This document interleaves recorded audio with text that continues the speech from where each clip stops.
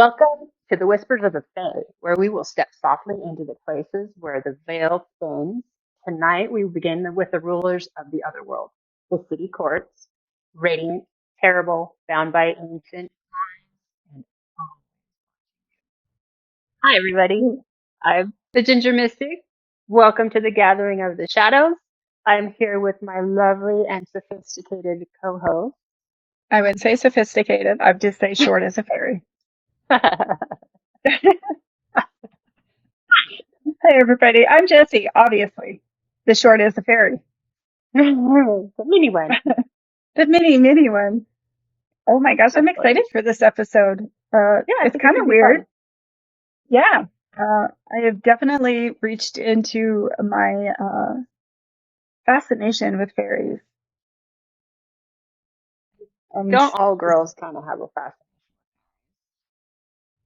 what is going on with my screen? Do you guys see? We're talking about fairies and it's freaking Yeah, out.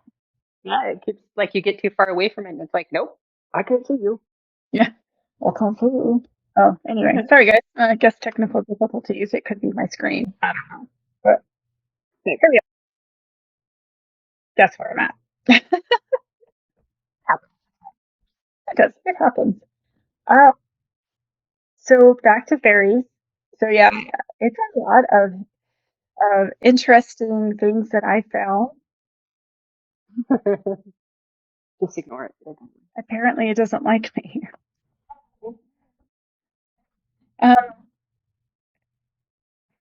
it's so distracting. I don't.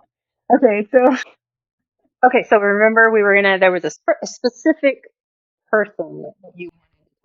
oh yeah, I mean Yeah. that's what I'm saying. It's funny because people associate fairies with like a big company that has two big theme parks and or more everywhere in the United States. And All over the when world. people look Yeah. at all over the world and they look at fairies like, Tinkerbell and how cute she is.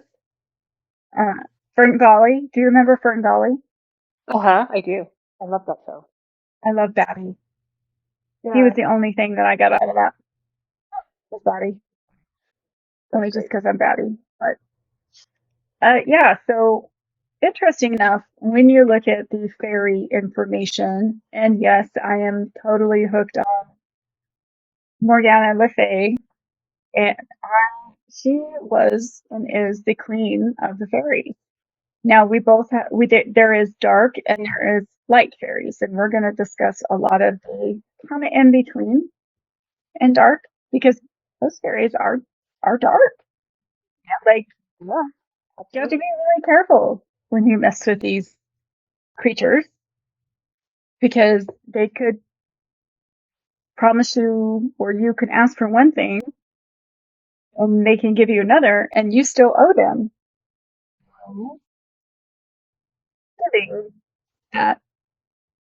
So yeah, you have to be very careful when you're messing with the fairy folk, you know. Um, yeah, so Morgan Le Fay is one of my favorites, obviously. I love her just because of everything that she represents, and I know everybody's probably tired of me, but in the fairy world, before getting into some of the fairies that we're going to talk about, she was probably one of the most important bridge between the legends of the fairies and the Arthurian, like King Arthur time. I can't say it. Oh, I'm sorry. I can't say it.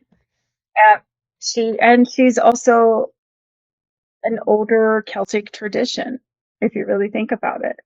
You know, the earliest literature that ever appeared on Morgan was under the name Morgane, which was Morgen, and is generally like associated with Goffrey of Monmouth.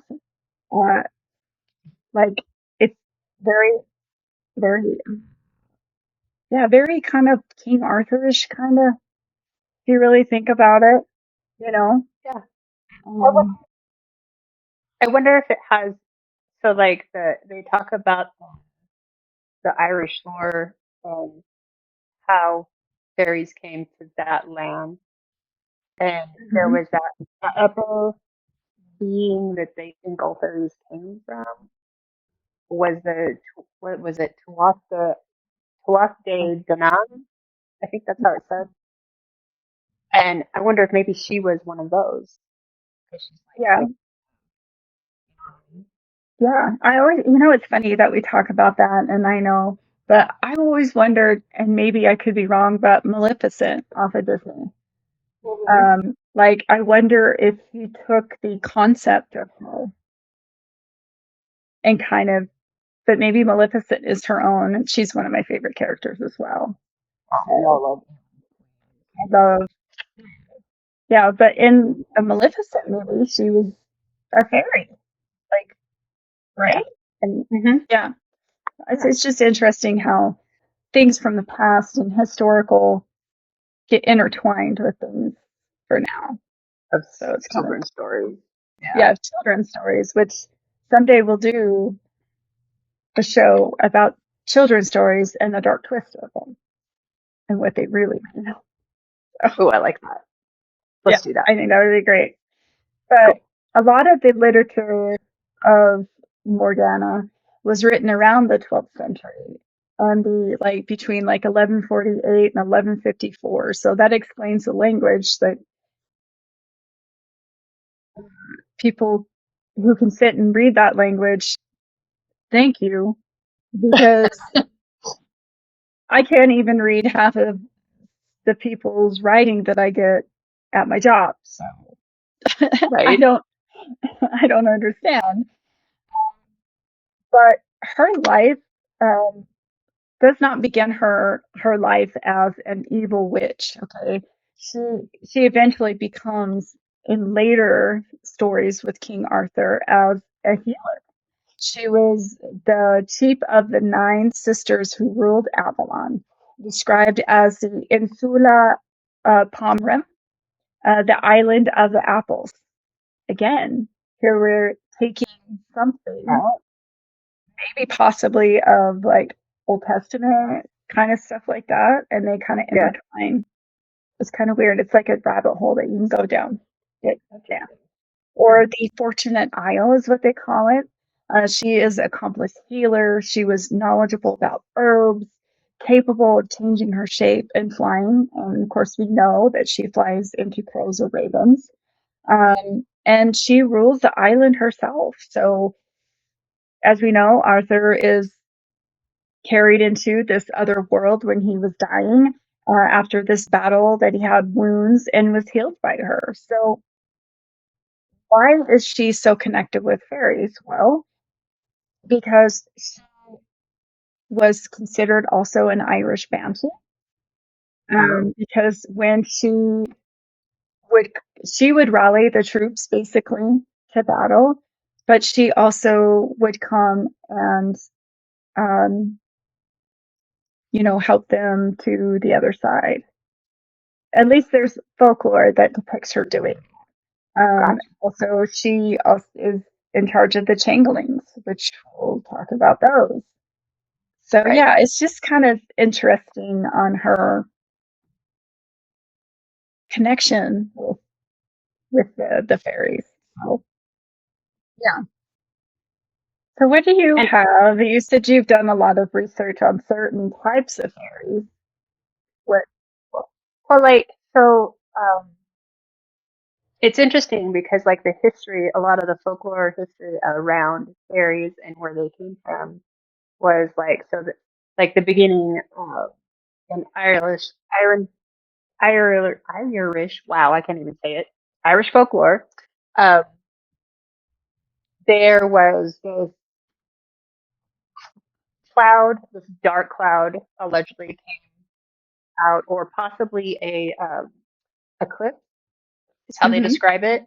And from that eclipse, there was these people that arrived called the de Danann, and they were this godlike people that came to the earth, and Mm-hmm. they had they they ruled with on the earth for a while. Then humans came, and then they fought with the humans. they didn't win, and so some of them, the good ones stayed above ground, and the bad ones went underground, and they kind of separated into different sects, I guess, at that time. But it's interesting that it was kind of like described as like beings ascended upon the earth, which I thought was kind of interesting because there's a lot of things that are related to Right. that, otherworldly, Um, and some of the ones, like you were talking about, the Morgan being a banshee, and like the banshee um, is depicted a lot as sometimes it's an old woman, and sometimes Hmm. she's a young woman, and she's in a white dress washing laundry in the river a lot of the time, the way that she'll appear to people. And and if you see her or if you hear her scream, um, then either you might die or somebody that you love is gonna die. So Hmm. she's kind of like the bringer, or the like she comes when it's that time for somebody and takes them or It's takes them interesting. across the Yeah. sea. It's interesting you talk about it, and I'll talk about it later too, with some Native American cultures that talk about a certain being like that. For Uh-huh. instance, one culture um, that's close to us, they talk about the woman that has no face down, Yeah, in their area, and it's almost like if you see her, you're gonna die. And it's kind of cool how all of these kind of interconnect. There's yeah. different They like stories for each. it's so many different cultures have similar Hmm. stories, but based on how their cultures or their areas see it, it's really cool. Yeah. And there's so many, like these stories are passed down generational. These are not like necessarily all written down in history books for all time and eternity. They might be now, but Right. it's cool that they all kind of were created in different continents and different cultures, but they're also similar. Yeah. So Hmm. then, so that division was called the Sealy Court. So they're the radiant noble ones, bounded by etiquette, reward kindness, punish disrespect with trickery or enchantment. And then there's the Unseelie Court, and they are the cold, predatory rulers, um, ruled by fear. They hunt at night, offer bargains that cost more. And the tensions between those two courts kind of shows or shapes all of the city tradition of the city court, which I thought was interesting. Yeah. And there are some. I wonder if all fairies have to follow rules, or if each fairy or each fae has different rules. Have you ever wondered? I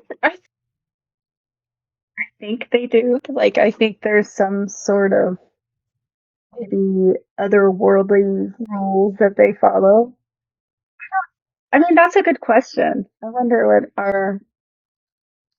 our people would think. Like, do fairies have? Maybe I'll put that As a as a question, poll. Yeah, as a question. Do fairies have rules? I I would think they do. Like in some way. yeah, I bet they do. I know that there was some things I found out about uh, almost all of them. It said if you met a fae in the woods, you never said thank you. 'Cause thank you You means never say your name. yeah, yeah. You never say your name. You never give them your given name, and you never say thank you. Rumpelstiltskin. Yes, I just Yes, remembered Rumpelstiltskin. yes, I mean, exactly. is he really considered a fae, or is he more of like the trollish gnome? I mean, they're still part of the culture, I think. I get it. I just wonder if Yeah, there's like different branches. yeah, possibly Yeah, possibly different branches of different the sides fae. of the family. Yeah, Oh, we that's got it fun. all. Yeah. All right. Go ahead. Well, I was just thinking, like you talked about the banshee and everything, and I think they called her the woman of the fairy mound, is what they called her. Oh, In okay. and I The know they banshee. called her the banshee in the Irish folklore, but they called her the beanside, beanside or Right. side, the bean Being eye. seen. I Yeah. BC. Okay, well, I'm sorry if I'm slandering it, but I guess, yeah. I mean, I guess they say they called her like fairy woman or woman of the sea. Um, Mhm. yeah, she's, and it's weird because it's not so much of a twist, even though you talked about the banshee. They associated again with her with ancient mounds or otherworldly places. Like, so she would be around different fairy mounds. And let me see if I can find what a fairy mound looks like. Go ahead and go where you were Oh, going. yeah. Sorry, didn't mean to interrupt you. So, no, you're fine. So let's talk about the fairy mounds. The mounds, like in Ireland, there are they think they are probably old burial mounds, Hmm. like ancient burial mounds, and they're considered like you don't walk on them. You No, don't go near them. You don't disrespect them. You don't like you shouldn't even go out by them at night because that's where they say most they live is inside of these mounds. And if you mess with their mounds, you're gonna make them mad. And if you make them mad, you do not want to know what's going to happen because they will curse you, they will take things from you, they might take your children away from you. There's yeah, all kinds of creepy things that can happen if you encounter. So yeah, don't do that. Don't. yeah. I agree with that. Again, people have to be really careful when they want to get the help of families. They have to be very, very careful. I was just going to show you what the mound looks like. Yeah,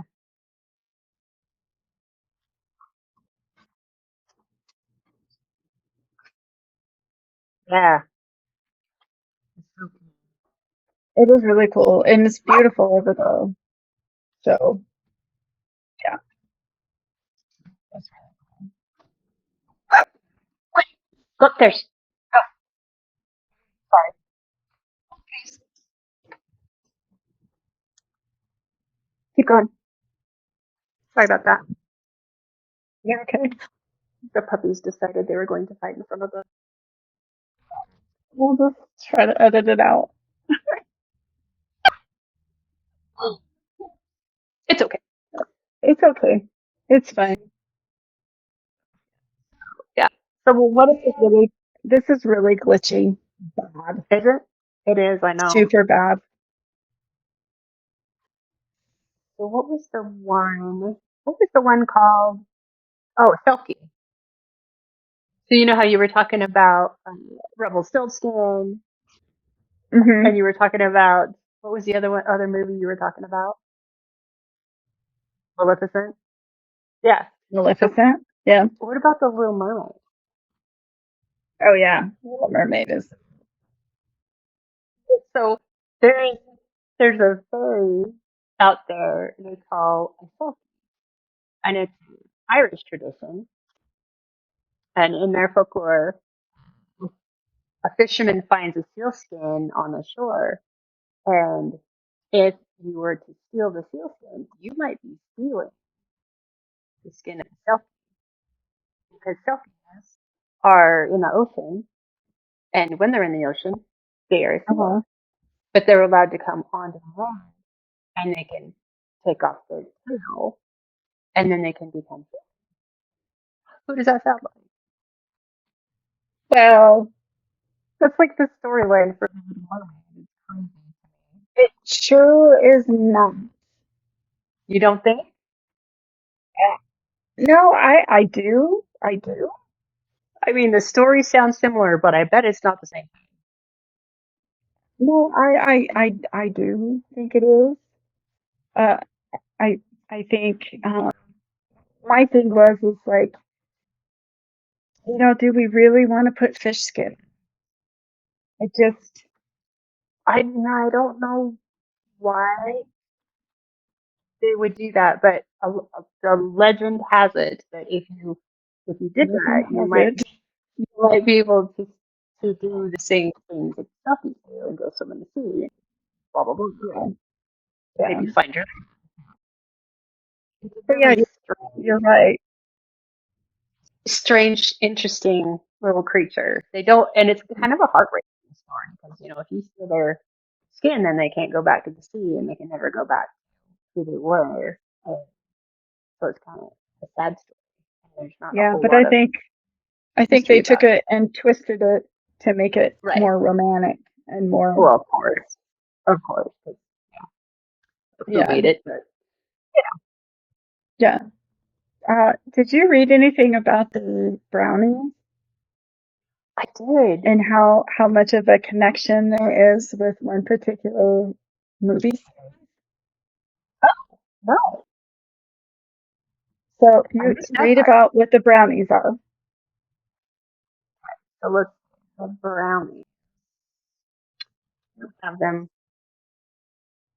So Have them they like are considered as a elf that you invite into your home to yeah, clean yeah. and to help, you know, I don't know, for prosperity, whatever. Um, but they're mostly clean and help do things and Doing it's chores around the house. yeah, yeah. Yeah. And yeah, it was kind of crazy when I read into it. Because I'm like, why does that sound so familiar? And then I actually it was kind of crazy. I turned on the TV, and what do you know? What do you know? Oh, what did you see? Harry Potter, Oh, the false elves. Yeah, I hadn't thought about that. yeah. He gave Uh, me a uh, sock. yeah. So yeah, they're considered like a Scottish Gaelic household Mm-hmm. spirit, and they're said to come out at night while the owners are asleep. Hence, what else do we think about when, I feel like this is turning into a comparison to Disney. Isn't that well, I think that is because they took a lot of storylines from A folklore. lot of the folklore, yeah, yeah. Yeah. So, and So it's human owners would definitely invite them in. They would give them a yeah, bowl of milk or cream or an offering, usually by the hearth of the house. Nobody knows what a hearth is. It's the fireplace or whatever. right. Um, they're described as easily offended and will leave their homes forever if they feel like they have been insulted in any way or taken advantage of. So again, we look at the Harry Potter and how Dobby, gets offended on things, and That's they're so great. they're very mischievous, and they are often said to punish or pull pranks on like lazy servants. Oh, that's funny. And yeah, so it's been interesting reading that. They'll give you gifts of, if they'll give you gifts of clothing, right? If you want Hmm. them to leave, you give them clothing. Here's the sock That's so funny. reference. Here's your sock. Yeah, That's yeah. hilarious. Wow. Okay. Well, and yeah, I mean, there's an account that was written like in 1705. It was John Brand who wrote a description of the She-Land. And of course, it says in this quote, was not above 40 or 50 years ago, every family had a brownie or an evil spirit or called what served to them, which gave them the sacrifices service. Um, as when they Yeah. churned the milk, they took a part thereof and sprinkled every corner of the house with it. And so they were called the stone, which they called a brownie stone, where the little hole into where they poured this stuff was a sacrifice to the brownie. They also made stacks of corn. They called brownie stacks, which Interesting. they were not bound with straw ropes or any fencing or stacks used to. But so they talk about that, and they talk about brownies, how they what their appearance are. Um, they say that they are very like kind of like boggarts. They're compared to. Um, Boggarts, of course, are the darker part of this type of fade, of elf brownie, whatever you want to call them. And they are to take offense to human observing them work as well. Um, it's kind of crazy reading into them. Like, what do they Maybe look that's why like? they said that they do it at night. Usually the stuff is done over at night because they don't like it too Yeah, much. you're not supposed to be watching them, you know, Interesting. Interesting. to clean. Huh. I mean, yeah, it's interesting. What other ones did you find? So there was one called a dryad. So that's a Hmm. Greek mythology. They're tree nymphs, Yeah. or spirits connected to the trees in the forest, which will piece my own heart there. They're often associated with oak trees, and the relationship between the spirit and the tree could be incredibly intimate. However, if you were to harm that tree, you could harm the spirit and make him mad. Do not chop down his tree. That would be bad. And then they can become, they're more like a supernatural. They're the guardians of nature, but also if you upset them, you be cursed or possibly die. Hmm. Depends on how, if you chop down his tree, you may not live to see the next day. So I thought that was an interesting little dude. Yeah. Yeah, and they're sometimes depicted as also beautiful women, right? Oh, The, yeah? the Dryad. Yeah, they're depicted. So I used to play this game, and that was one of the worlds that we went into. And they had the Dryads in there, and some of Yeah. them were depicted as beautiful, magnificent, like half man, half uh, whatever horse. I don't know what it is, but they were just gorgeous and had the horns. You can compare it to the Green Man in Celtic, in mythology. And anyway, they had some beautiful ones too, and they were very protective of the forest and all the animals in it and everything. So it's interesting to see kind of the again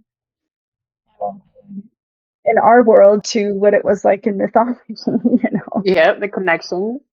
That is Yeah, cool. yeah, That is cool. yeah. I'm a nerd. Everybody don't know that, but I'm a nerd. Oh, you know what though? This whole world, like I didn't realize how much there was to it. Like you think Hmm. fairies and you think like, okay, there's these the little sprites, like the tooth fairy, whatever. But when you Right. start looking into it, the fairy has this whole myriad of creatures that belong to it, and it's just wow. I Yeah, was really surprised. I had no idea how much there was to it. yeah. There was a lot to it. I mean, there is a few other fairies that are very dark, like super dark, like scary dark. There Uh, are. I did find yeah, one of which one those. did you find? So there's one called the red cap. Ooh. Yeah. So this is the dark side of fairy folklore, right? The red cap Hmm. is a sinister goblin-like creature associated with the borderlands between England.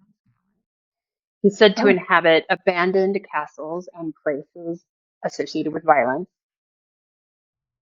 His most horrifying characteristic, his cap must remain red. And how does his cap remain red? What would make his cap? Hmm. Yep, What?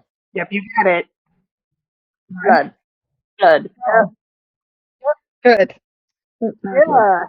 yeah, yeah, not good. Yeah. So he isn't a friendly fairy in the garden. If you find this creature waiting for you in a ruined castle, Go the other might way. not. It might be bad. He's Yeah. predatory. He's violent. And he might try to take a little bit of you home with him. So beware. Of the red. Do you know Yeah, when he comes around? Is it, or is it just because he's in a dark, scary castle and he's just hanging? yeah. He'll haunt castles and Hmm. places where there's been violence. So I would imagine like battlefields, Oh places wow, where there's been war. Oh my god, that's terrifying. that's terrifying. I hope you don't meet somebody with a red cap on when you go to any place you think is cool and historically important. It's almost kind of like the leprechaun. Do you remember the leprechaun? That scary movie, The Yeah, Leprechaun. I do. That show Yeah, kept me up many nights as a kid. yeah. I You like. hear these cute Yeah, little stories about these little dudes with a pot of gold, and you gotta find them, and you're gonna see them. and then they do the cereal, and kids are like, oh yeah, we'll go find the marshmallows at the end of the rainbow. Right? Yeah. No kidding. Oh, no, there's always No. something that they want. If you want something, they're gonna take something from you. That's Right. the crazy that you talked about that the red cap. The other one that I found and was kind of scary, even being like a new mom, this would scare you. Yeah. And they say a changeling, or I'm probably saying it wrong. Changeling. Changeling. Changeling is Yes. according to traditional folklore, fairies could often, sometimes steal a human being, most often a baby, and leave the substitute behind. So that was the changeling. On the real child, according to story and mythology, was taken to the other world. And what remained behind might look like the child, but something is definitely wrong. Perhaps the child became sick, would cry constantly, would have behaved strangely, or it seemed unusually intelligent or strangely old. Hmm. So sometimes these stories describe this being as having super knowledge, supernatural knowledge. And so then sometimes the child will believe to stop growing normally. And these stories were not definitely entertainment. These stories were basics. They existed in that time era and that real world. It was within a world that had a lot of disease, disability. They talked about infant mortality. Unexplained changes in behavior were frightening realities to moms and families. And so, modern scholarship had pointed out that fairy beliefs could provide an explanation for experiences that people did not have for medical or scientific ways of understanding. This is kind of like where folklore becomes both fascinating and tragic at the same time because the changeling beliefs sometimes had terrible consequences. So, Yeah. yeah. Um, Did you read about how the ways that they would try to get their change out? yeah, so one of the Oh. most notorious cases that I found that I was researching, you know, this is kind of a story that's firsthand, but part of folklore. And this happened in Ireland, which, people are suspected of being changelings. We're subject to violence, just so people know. Mm. The most notorious case in that was Bridget Clary. who was killed in the county of Topari in 1895 after her husband and others became convinced that she had been replaced by a fairy. Oh, wow. Yeah, her death is one of the most darkest reminders that folklore is not always harmless. It's just it's a frightening world, and so it's just crazy how somebody got killed in fear of that they were Which actually a fairy. I Yeah. know. Well, and like they would say that if you subjected your infant to intense amounts of heat, Hmm. you might be able to change your baby back, Yeah. but but it also might not survive. And that seems very horrifying and terrible. Yeah. I'm just Yeah. like, oh my goodness. Yeah. I mean, there's, Like just, so if you're like this innocent mom and back then when your baby gets sick and everybody's like, oh my gosh, it's a changeling, it's a changeling, like go to your local councilman or whatever and this is what they tell you to do to get your child back. Like what a terrible decision to try to make. Holy cow. yeah, it's crazy. And there's just so, so much that people don't understand. So, did you look up anything of, so we all know that we practice. Um, there are some people out there that like to, we talk about don't mess with the fairies, right? Oh yeah. And there are some people who feel pretty comfortable doing it. Good for them. But what I feel like we should go into some of the do's and don'ts of messing with fairies. Okay. What do you think? We could choose. I'm not super familiar. The only thing that I know for sure was that iron is supposed to dispel fairies. They do not like to be around it. They can't touch it. They don't like to be anywhere near it. So they would put horseshoes, iron horseshoes on their Mm-hmm. doors to protect their homes from fairies, or Okay. carry iron with them, or wear iron Hmm. around their neck to protect them. Yeah. That's one of the And things I thought, the fact that horseshoes still kind of symbolize luck is interesting. yeah. Um, well, and the other thing is from what I was reading, you never tell them your name. Oh yeah, Yeah. something That's what about I've, your given name. You can't give them your given name right. so that they have it. Hmm. Yeah. Yeah. Never give them your name. Uh, or don't try to figure out their name as well. Fairies are like, think of them as outdoor cats. They're known to many people as many different names. They like to keep it that way. That's funny. Because, well, I mean, because knowing someone's true name, also known as magical or soul name, it's a powerful thing. It truly is. Uh, Gotcha. and most fairies let us name them or give us a generic fairy name. Hmm. Um, I mean, so if you want to call someone, I don't know, I don't want to say Dobby, but that'd be kind of weird. You know, or you could call them whatever you feel that comes to you. Um, I'm sure it's not that fairy's name, but if he answers when calling, then it's possible. Gaining their trust Maybe. and asking for it, or other potentially darker means, you know. Mm. Uh, so knowing a fairy's soul name can bend, that can bend you to your will. You could get Oh. leprechauns to give you all as gold, so they say. Oh. That would make Um, sense.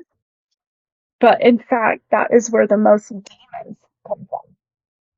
Oh. Fairies who have had terrible experiences and have had their free will taken by humans. Now think about it. Would you want someone else to take away your free will? Absolutely not. I'd be grumpy. Yeah.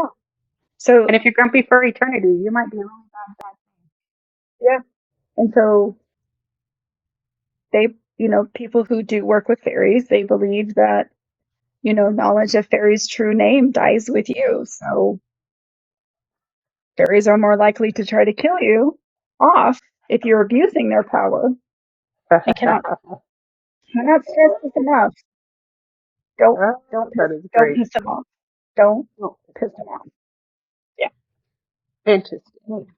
And again, we talk about don't give your true name. Yeah. Don't give me too much. Because yeah, I mean think about it. Uh, you give them your true name. It's a lifetime worth of power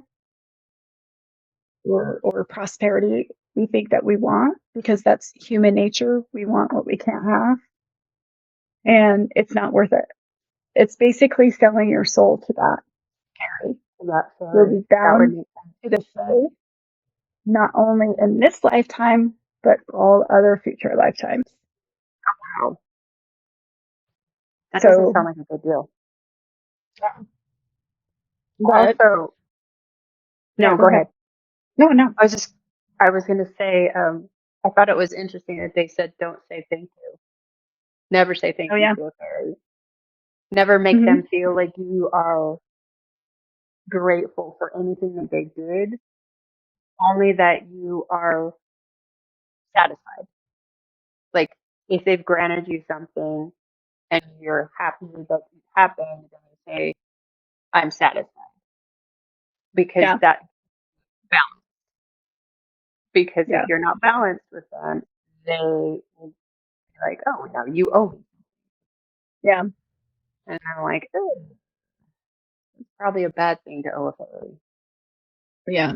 Well, and you talk about how we both love nature, right? And that's one thing that while we are happy, others who like to work with the Fae, we have to make sure that we understand the respect of nature, Oh yeah, the Fae's nature. Um, you know, you can't just walk up to them and say, "Hey, show me who you are," blah blah blah. yeah, Again, we just compare them to cats. Like you see a stray cat and you go outside and you try to walk up to them, and they take off. You can't do that. It's, you got to earn that trust. that's true. Um, yeah. If you want to work with them, you need to develop your awe and your respect for them so you can start asking for favors. But again, some fairies are tricksters and they will go Hmm. above and beyond to frustrate your wishes to make sure that you don't achieve them. And they're very talented linguists, so Oh, they yeah. can manipulate words, Mhm. make it sound like they like whatever. You have to be careful how you word your things, and it Yep. has to be very precise because they're language tricksters, and they can twist your words and make it not what you're saying. Yeah. And you're like, wait, that's not what I meant. Too late. Too Yeah. late. You said it. Yeah. You said it. Too late. Sorry. Oh, And again, it's respect of everything around. And like I mentioned before, like you don't just go up to them and show yourself, basically. You ask, you don't demand them. They are very proud folk. They love themselves. They love their temperament or glory, but they all can be extremely stubborn and they will reveal in human suffering if there's like a human that insults them. So when yeah. asking for help from them or asking them to do something for you, use your best manners. Ask politely. Always leave an offering. Tell them how much you appreciate them. You don't. You probably don't like it when your coworkers or children or other people come into your life and demand you to fix all their problems, right? True. It's the same Very thing true. with magic, right? You don't mess with those kind of people. You don't respect Right. each other. It's kind of like everything that we talk about. Let's you're not, respect. That's all. Just don't make demands. You know, they don't. They have their own. They're very proud folk. Exactly. Right. Yeah. That's very cool. And uh, if you decide to work with a fae, always protection. Always protect yourself. And if you leave yourself wide open to negative energies, those are the ones that will plague you. Nothing pleases mean fairies more than when you keep your energy open and they can interfere with your energy, and they like to easily confuse. So if you want to protect yourself, white sage, it's a powerful tool. It banishes negative energy and purifies your home. If you don't like the smell of white sage, because there are some people that don't, use cedar, lavender, Palo Santo as well. You can also get a diffuser if the smoke bothers you, and you can get white sage as an essential oil to purify your space. Use selenite or pure quartz to cast a circle and hold the energies you're using. You wouldn't just pour water directly into your mouth from a pitcher, right? Right. So, because it would probably overflow, likewise, anytime you're calling it energy, you want to make sure that you have some kind of cup or some kind of container to catch the energy. They always talk about leaving water next to your bed, and it's supposed to Uh-huh. catch the negative energies. Right. That the same thing. So, Did you, and there, oh, go ahead.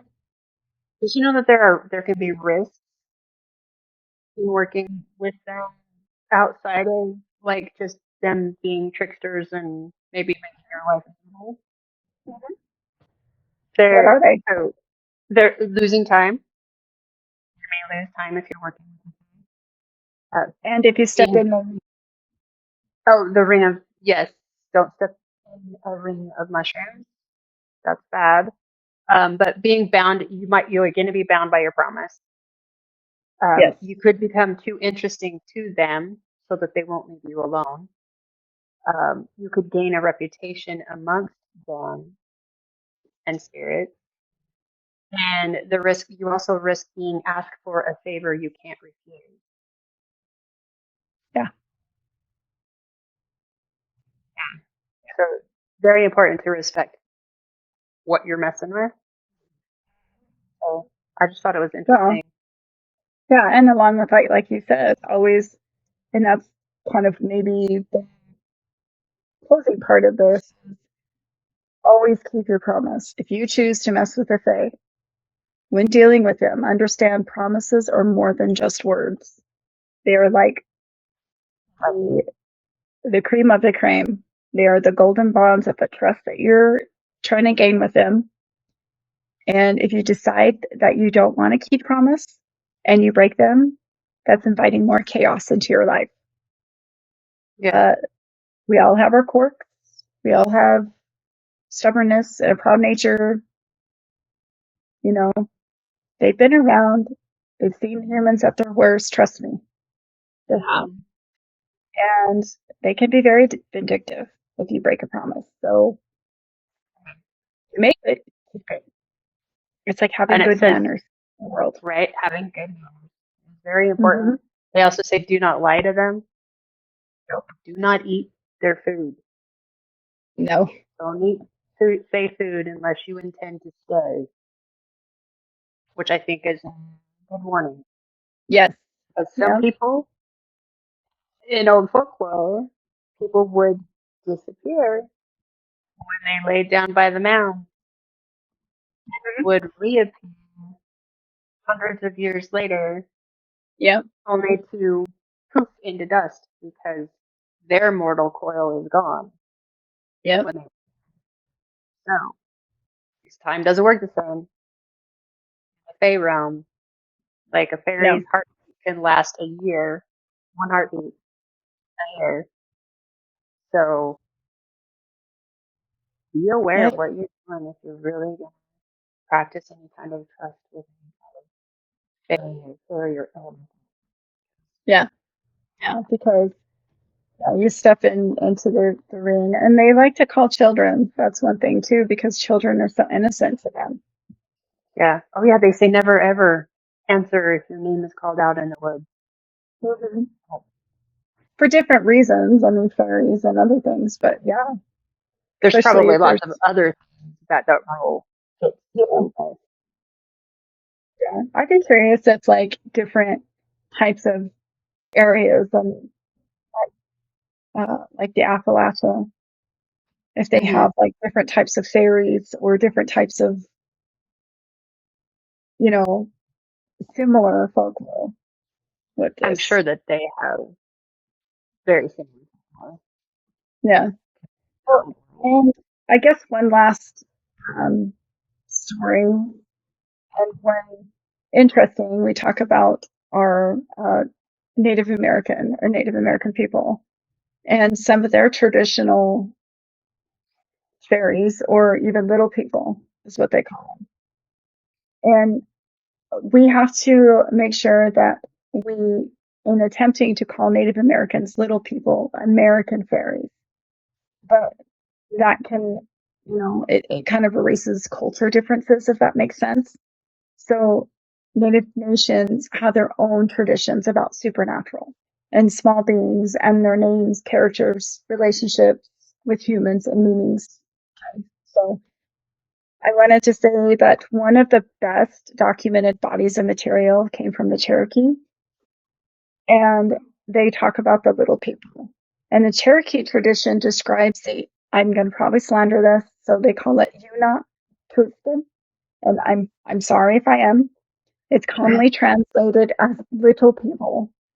And there's a gentleman by the name of James Mooney. He recorded Cherokee traditions about them and myths of Cherokee published through the Bureau of American Ethnology in the 1900s. And the beings are described as very small, roughly reaching a human knee with long hair. They live in the mountain caves and are strongly associated with music, dancing, and supernatural abilities.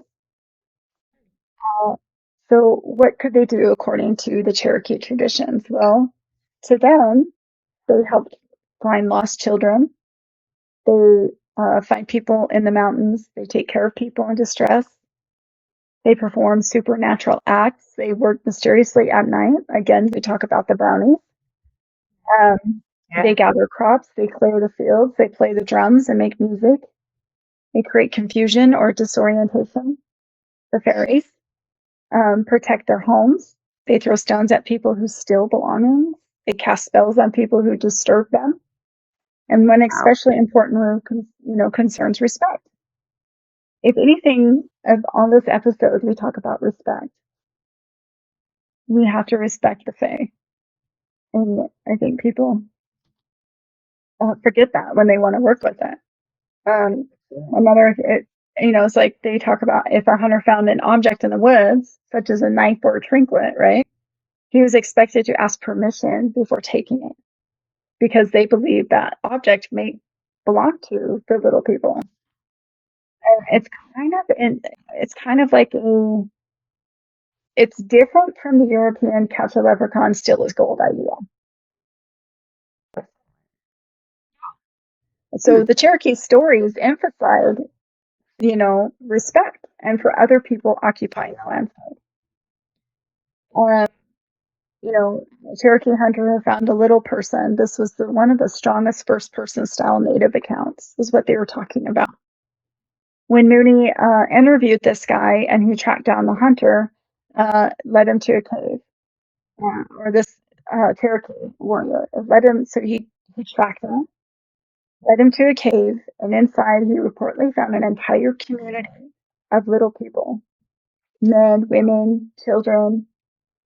They welcomed him, they treated him kindly, they allowed him to stay, but they warned him not to reveal their location. He eventually told other people about this encounter, and according to the story, he died a few days later. Oh wow. So That's crazy.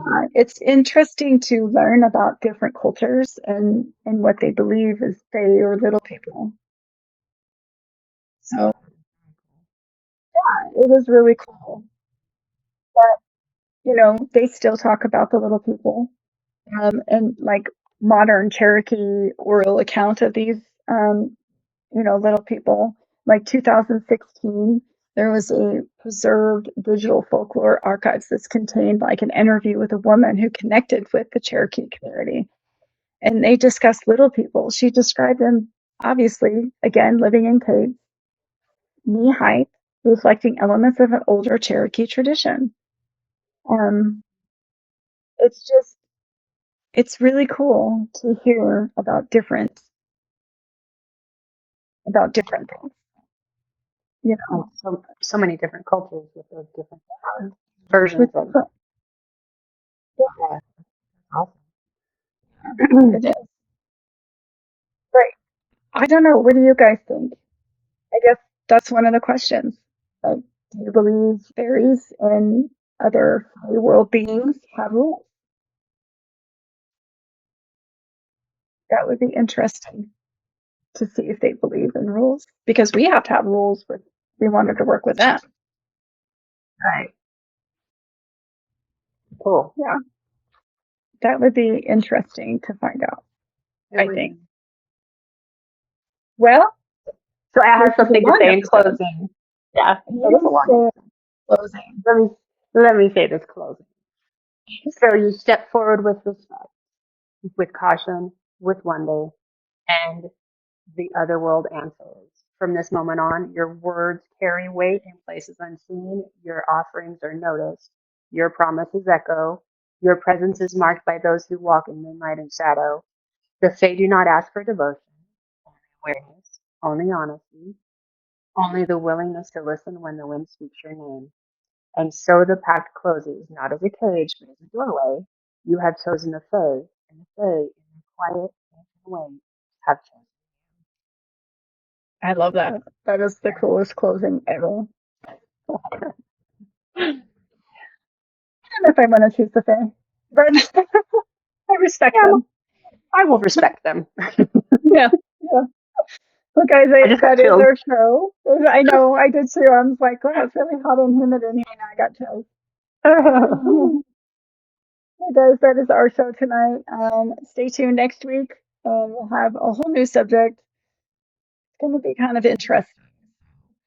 With that, guys, don't forget to like, subscribe, and follow Gathering of the Shadows on YouTube. And we have a lot of collaboration. You guys, we are going to be on Animal Expedition Wednesday night. We are super excited to collaborate with him, Animal. He's an amazing person, and I'm really interested to find out what we're going to talk about. It's going Yeah, to be a it's gonna be mystery. good. Good. Yeah. With those guys, take care of yourselves. Don't mess with the fairy. Just stay away. Right. I guess I'm a poet and Don't didn't get know. yeah. Don't get lost in the shadows. Yeah, don't get lost. I like the shadows, but not that kind of shadow. Right. Bye, guys.